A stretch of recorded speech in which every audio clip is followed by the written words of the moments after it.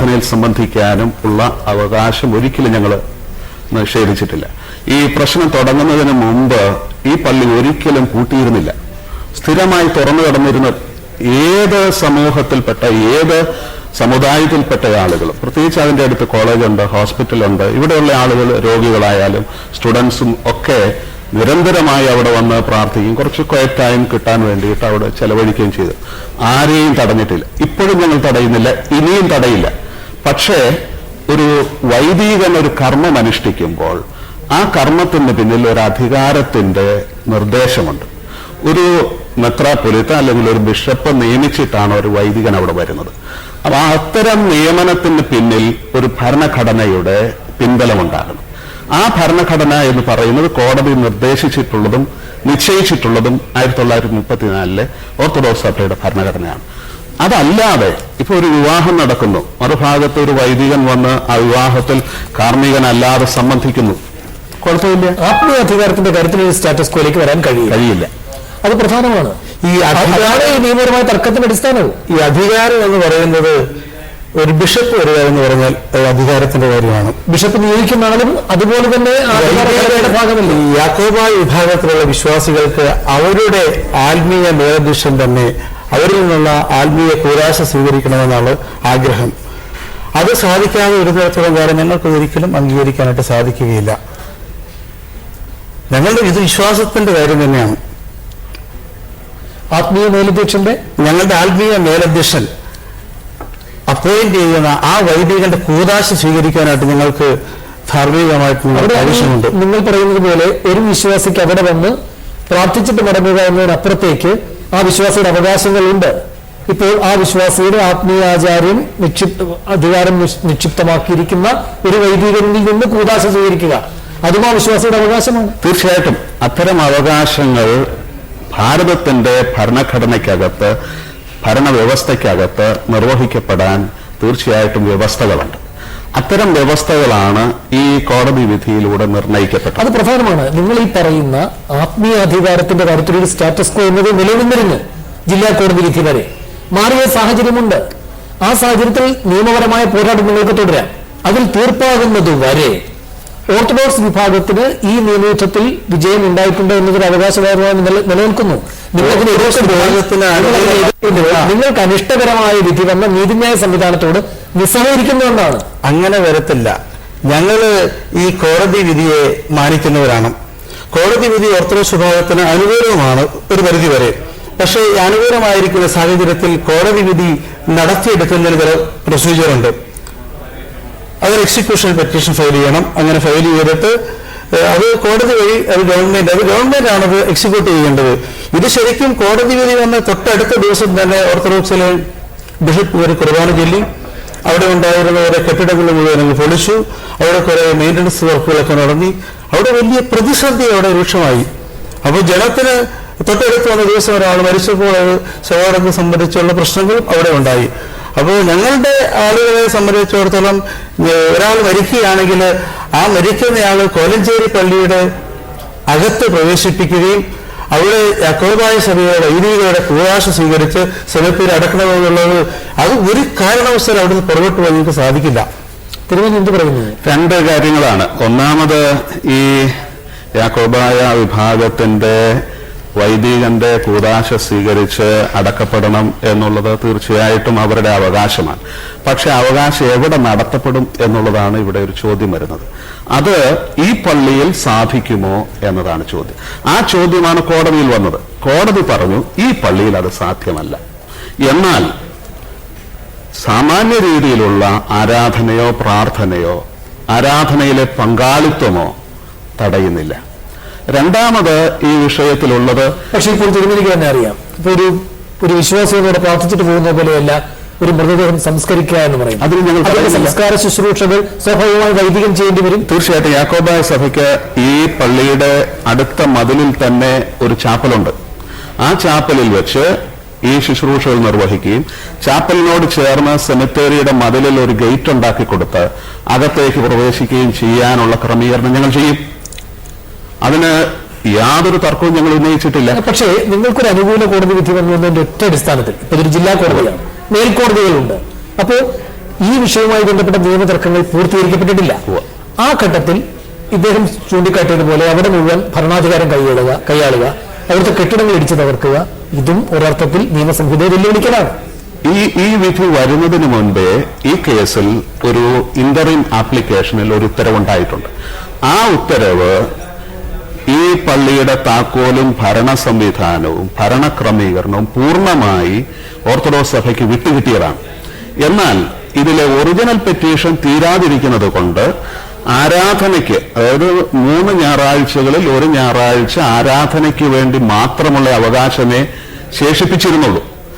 ഇത് ഒരു ദിവസം ഉത്തരവുണ്ടായി പെട്ടെന്ന് ഞങ്ങൾ കയ്യേറിയതല്ല. മറിച്ച് അവിടെ ഒരു പ്രകോപനം ഉണ്ടാകാതിരിക്കാൻ വേണ്ടി തീരുമാനമായി താക്കോൽ ഞങ്ങളുടെ കയ്യിൽ കിട്ടിയിട്ടും ഒരു ബിഷപ്പ് പ്രവേശിച്ചില്ല. പൂർണ്ണമായി ഒറിജിനൽ പെറ്റീഷനിൽ തീരുമാനമായ ശേഷമാണ് ഞങ്ങൾ അവിടെ പ്രവേശിച്ചത്. പക്ഷെ അപ്പോൾ നിങ്ങൾക്കറിയാം ഇതിൽ യാക്കോബായ വിഭാഗത്തിന്റെ പെറ്റീഷൻ ഹൈക്കോടതിയുടെ പരിഗണനയിൽ ഉണ്ടെന്ന്. തീർച്ചയായിട്ടും അത് തീരുമാനിക്കുന്ന സമയത്ത് ഈ പള്ളി യാക്കോബായ സഭയ്ക്ക് വിധിക്കുന്നു എങ്കിൽ പൂർണ്ണമായി വിട്ടുകൊടുക്കാൻ ഞങ്ങൾ തയ്യാറാണ്. ജില്ലാ ഭരണകൂടം തുടർന്നുള്ള ദിവസവും നിങ്ങളെ ചർച്ചയ്ക്ക് ക്ഷണിച്ചിട്ടുണ്ടോ? ഈ കാര്യത്തിൽ എന്താണ് ഒരു തുറന്ന സമീപനം എന്ന നിലയിൽ നിങ്ങൾക്ക് മുന്നോട്ട് വയ്ക്കാനുള്ളത്? ഞങ്ങൾക്ക് പ്രധാനമായിട്ട് പറയാനുള്ളത്, ഹൈക്കോടതിയിൽ ഇതിന്റെ അപ്പീലുണ്ട്. അപ്പീൽ അവിടെയും തീരണം നിർബന്ധമില്ല. സുപ്രീം കോടതിയുണ്ട്. അവിടെ വരെ പോകാൻ സ്വാതന്ത്ര്യം കോളേജുകളിലെ യാക്കോബായക്കാർക്കുണ്ട്, ഓർത്തഡോക്സുകാർക്കുണ്ട്. അതുവരെ സ്റ്റാറ്റസ് കോ 2 ഞായറാഴ്ച ഓർത്തഡോക്സ് വിഭാഗത്തിന്, 1 ഞായറാഴ്ച യാക്കോബ വിഭാഗത്തിന്. ആ ഒരു സ്റ്റാറ്റസ് കോ പള്ളി പോകണം. തിരുവനന്തപുരം എന്താണ് പറയുന്നത്? ഒരുപാട് അനിഷ്ട സംഭവങ്ങൾ ആ മേഖലയിൽ കണ്ടതാണെന്ന്. അനിഷ്ട സംഭവം വാസ്തവത്തിൽ കൃത്രിമമായി ഉണ്ടാക്കിയതാണ്. ഈ പള്ളി ഉൾപ്പെടെ 1064 പള്ളികളുടെ കാര്യം അവസാനമായി 95-ലും പിന്നീട് അതിന്റെ ഒരു ക്ലാരിഫിക്കേഷനിലൂടെ 97-ലും തീരുകയും അതിന്റെ നടത്തിപ്പ് 2002-ൽ സുപ്രീം കോടതിയുടെ നിരീക്ഷകൻ ജസ്റ്റിസ് മളിമഠിന്റെ നിരീക്ഷണത്തിൽ തീരുകയും ചെയ്തതാണ്. അത് ഈ പള്ളിയിൽ എക്സിക്യൂട്ട് ചെയ്ത് കിട്ടാൻ വേണ്ടിയിട്ടുള്ള ഒരു സമരം മാത്രമേ ഉണ്ടായിരുന്നു. അത് തന്നെ ഞങ്ങൾ കൊടുത്തതല്ല. യാക്കോബായ വിഭാഗം ഞങ്ങൾക്കിവിടെ അവകാശമുണ്ട്. ഈ 34-ലെ ഭരണഘടന ഉണ്ടാകുന്നതിന് മുമ്പേ തന്നെ ഒരു ഉടമ്പടിയുണ്ട്. ആ ഉടമ്പടി അനുസരിച്ച് ഇവിടുത്തെ കാര്യങ്ങൾ പോകണം. അതല്ലാതെ തെരഞ്ഞെടുക്കപ്പെട്ടവർക്ക് ഈ പള്ളിയിൽ യാതൊരു അവകാശവുമില്ല എന്ന് പറഞ്ഞ് കൊടുത്ത കേസാണ് തള്ളിയത്. അപ്പൊ സ്വാഭാവികമായിട്ടും ഈ സുപ്രീം കോടതിയുടെ വിധിയുടെ പരിധിയിൽ വരുന്ന ഈ പള്ളി യാതൊരു കാരണവശാലും 34-ലെ ഭരണഘടനയ്ക്ക് പുറത്തുള്ള ഒരു വിഭാഗത്തിന് അവകാശപ്പെടാൻ സാധ്യമല്ല. അങ്ങനെയുള്ള ഒരു ചോദ്യം വന്നത് ഇതൊക്കെ ശരിയാണ്. പക്ഷെ 2 ആത്മീയാചാര്യന്മാർ ഉപവസിക്കുകയാണ്. അവരുടെ ആരോഗ്യനിലയും കൂടെ പരിഗണിക്കേണ്ടതുണ്ട്. ഇതിന്റെ തർക്കത്തിന്റെ സാങ്കത്യം നാം ഇങ്ങനെ ചർച്ച ചെയ്തിട്ട് കാര്യമില്ല. ഓർത്തഡോക്സ് വിഭാഗത്തിൽ നിന്നാണ് വിട്ടുവീഴ്ച പ്രതീക്ഷിക്കുന്നത്. കാരണം അവരാണ് വിജയിച്ചു നിൽക്കുന്നത്. അതുകൊണ്ടാണ് ഈ വിഷയത്തിൽ ഒരു ക്രിസ്തീയ സമീപനം വേണം എന്ന ആഗ്രഹ പ്രകടനമാണ് ഭാഗത്ത് വരുന്നത്. തീർച്ചയായിട്ടും മാനുഷിക പരിഗണനകൾ വെച്ചുകൊണ്ടുള്ള വിട്ടുവീഴ്ചകൾ ചെയ്യാൻ ഞങ്ങൾ തയ്യാറാണ്. അതിൽ പ്രധാനമായിട്ട് വരുന്നത് ശവസംസ്കാരമാണ്. ആ ശവസംസ്കാരത്തിന്റെ കാര്യത്തിൽ ക്രമീകരണങ്ങൾ ഞങ്ങൾ ചെയ്തിട്ടുണ്ട്. ശനിയാഴ്ച ഈ വിധി വന്നതിന് ശേഷമാണ് ഞങ്ങൾ ചെയ്തിട്ടുണ്ട്, ഇനിയും ചെയ്യും. ഇനി ഈ വിഭാഗത്തിന്റെ ശുശ്രൂഷകൾ നിർവഹിക്കാനുള്ള സൗകര്യത്തിന് വേണ്ടി ആ ചാപ്പലിനോട് ചേർന്നുള്ള സെമിത്തേരിയുടെ മതിലിടിച്ച് അവിടെ ഒരു ഗേറ്റ് ഉണ്ടാക്കി കൊടുക്കാനും അവിടുത്തെ ശുശ്രൂഷകൾ പള്ളിയിൽ നടക്കുന്നത് പോലെ തന്നെ അവിടെയാണ് ഇപ്പോൾ അവർ ആരാധന സ്ഥിരമായി നടത്തുന്നത് അനേക വർഷങ്ങളായിട്ട്. ആ ആരാധന ഇതുവരെ എന്തെങ്കിലും കുറവുള്ളതായിട്ട് അവർക്ക് തോന്നിയിട്ടുണ്ടാവില്ല. അപ്പൊ അവിടെ ഈ നിയമപ്രകാരം അവരുടെ വിശ്വാസപ്രകാരം ആരാധന നിർവഹിച്ചിട്ട് സെമിത്തേരിയിലേക്ക് നേരിട്ട് പ്രവേശിപ്പിക്കാനുള്ള ഒരു ക്രമീകരണം ചെയ്യും. ഒരു തീർപ്പാകുന്നതുവരെ ഈ നിർദ്ദേശത്തോട് 8 വർഷം പൂട്ടിക്കിടന്ന പള്ളി തിരുമേനി പറഞ്ഞതുപോലെ ഞങ്ങള് ആരാധിച്ചു പോകുമ്പോൾ ഞങ്ങളുടെ ചാപ്പലിനുള്ള ശരിയാ. ആ സമയം ഓർത്തഡോക്സിന്റെ ചാപ്പൽ ആരാധിച്ചു പോകുന്നു. ഈ സെമിത്തേരിയുടെ സൈഡ് പൊളിക്കുക, അതിലൊരു എൻട്രൻസ് ഉണ്ടാക്കുക എന്നൊക്കെ പറഞ്ഞാൽ അതിപ്പോഴേ ആലോചിക്കേണ്ട കാര്യമല്ല. ഇപ്പോഴത്തെ അവസ്ഥയിൽ സുപ്രീം കോടതിയുടെ ഒരു വിധി ഉണ്ടാകുന്നത് വരെ ഹൈക്കോടതി ജില്ലാ കോടതിയുടെ വിധിയാണ് ഇപ്പോൾ ഉണ്ടായിരിക്കുന്നത്. അതിന്റെ തീർപ്പ് ഇതുവരെ ആയിട്ടില്ല. അതിന്റെ ഫൈനൽ ജഡ്ജ്മെന്റ് ഉണ്ടാകുന്നവരെ പള്ളിയുടെ ഒരു മതില് പൊളിച്ചൊരു ഡോറുണ്ടാക്കാൻ ഞങ്ങൾ സമ്മതിക്കത്തില്ല.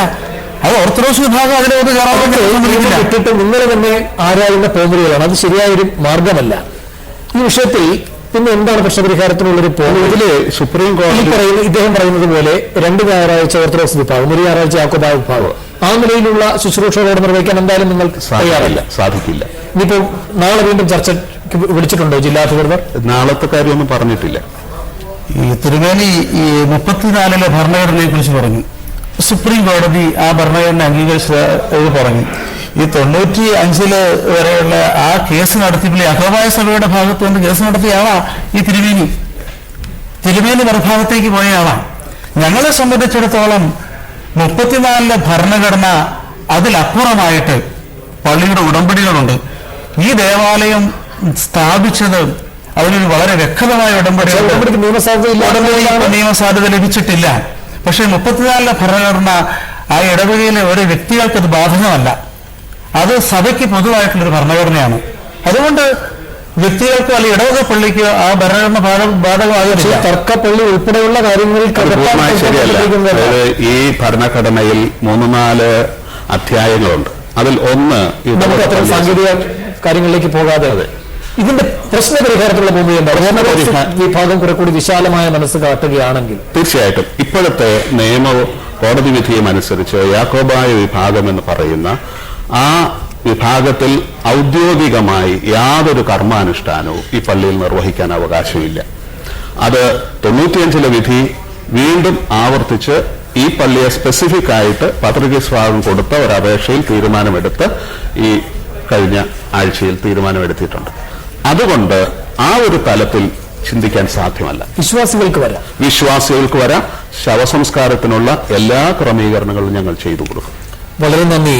തൃശൂർ ഭദ്രാസന മെത്രാപ്പൊലീത്ത പീലിത്യൂസ് തിരുമേനി, ഒപ്പം ശ്ലീബ കോർ എപ്പിസ്കോപ്പ വട്ടവേലിൽ ഈ ചർച്ചയിൽ പങ്കെടുത്താൻ. ഒരു ഇടവേള.